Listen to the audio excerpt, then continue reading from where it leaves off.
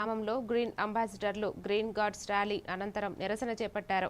MLA Bonela Vijayachandra ఇచ్చిన హామీలను వెంటనే అమలు చేయాలని వారు డిమాండ్ చేశారు. గ్రామ పంచాయతీ కార్మికులకు మున్సిపల్ కార్మికుల తరహాలో 21,000 రూపాయల జీతం, 6 నెలల పెండింగ్ వేతనాలు చెల్లింపు, ట్రాన్స్పోర్ట్ ఛార్జీలు, ఈఎస్ఐ, పీఎఫ్ సౌకర్యాలు కల్పించాలని కోరారు. యూనిఫామ్, గ్లౌజులు, బూట్లు, ఇన్సూరెన్స్ సౌకర్యం వంటి మౌలిక సదుపాయాలు కూడా ఇవ్వాలని వారు తెలిపారు.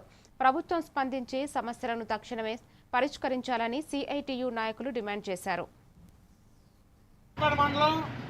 గౌరవనీయులైనటువంటి శాసనసభ్యులు బోనెల విజయచంద్ర గారు ఈ గ్రీన్ అంబాసిడర్లకి చెత్త రిక్షాల్ని సరఫరా చేయడానికి వచ్చినప్పుడు గ్రీన్ అంబాసిడర్లకి గమ్ బూట్లు ఇప్పిస్తాము, మాస్కులు ఇప్పిస్తాము, కొబ్బరి నూనెలు ఇప్పిస్తాము, సబ్బులు ఇప్పిస్తాము, గుర్తింపు కార్డులు ఇప్పిస్తాము, యూనిఫాము ఇప్పిస్తామని చెప్పారు.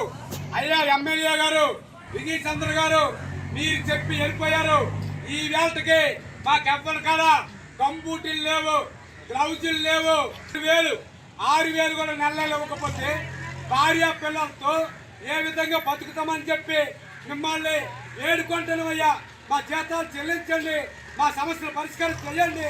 పెరుగుతున్న ధరలు, గ్యాసు, పెట్రోలు, డీజిల్, విద్య, వైద్య ఖర్చులు పెరిగాయి.